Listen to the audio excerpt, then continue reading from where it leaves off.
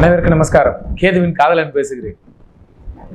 Next generation TV நேயர்களுக்கும் வாடிக்கையாளர்களுக்கும் இந்த மாதம், தமிழ் மாதம், தை மாதம் எப்படி இருக்கும் என்பதை நேயர்களுக்கு பகிர்ந்து கொள்ளலாம். குறிப்பா 12 ராசிகள்ல மகர ராசியை பற்றி பார்ப்போம்.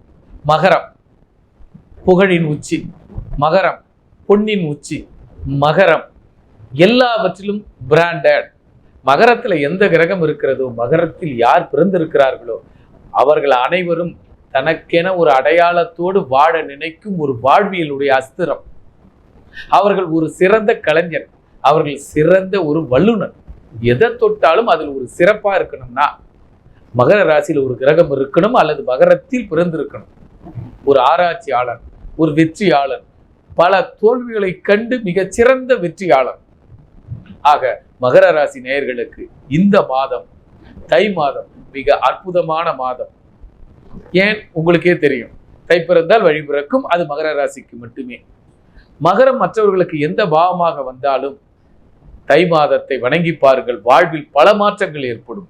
அதுவே மகர ராசி நேயர்களுக்கு பொன்னான காலம், பொற்காலம். இருக்கு நகைகளை எல்லாம் இந்த மாதம் புதிய நகைகளாக, புதிய உறவுகளாக, புதிய, அதாவது என்ன சொல்றது, நம்ம கிட்ட இந்த காசு பத்தல, புதிய பணம் பத்தல, அதுக்கு எதனா ரொட்டேட் பண்ணலாம், அல்லது எதை செய்தால் நமக்கு பொருளாதாரமும் புகழும் கிடைக்கும் என்பதை திட்டமிட்டு செயலாற்றுவதில் ஒரு வல்லவர். ஆம், எப்பொழுதும் முதலில் நீதிக்கும் பிறகுதான் கோபத்திற்கும், நீதியையும் கோபத்தையும் 2 கண்களாக வைத்துக் கொண்டிருக்கும் மகரம், இந்த தை மாதம் உங்களுக்கு ஒரு பொன்னான காலம். காலத்தை சரியாக பயன்படுத்திக் கொள்ளுங்கள். குறிப்பாக உங்கள் தொழிலையும் உங்களுடைய கௌரவத்தையும் காப்பாற்றிக் கொள்ளுங்கள். அதாவது எந்த இடத்திலும் புகழ்ச்சிக்கு மட்டும் மயங்காதீர்கள். உங்களை புகழ்கிறார்கள் என்றால் உங்களுக்கு ஒரு மைனஸ் வரப்போகிறது என்று அர்த்தம். உங்களை திட்டுகிறார்கள் என்றால் உங்களுடைய திறமையை தூண்டுகிறார்கள் என்று அர்த்தம். ஆக இந்த தை மாதம் உங்களுக்கு பொன்னான காலம். திறமையும் திட்டும் சேர்ந்து வரும்.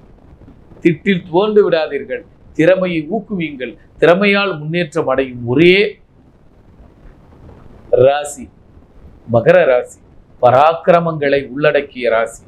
உங்களுக்கு ஒரே ஒரு மைனஸ், பொறுமை அவசியம்.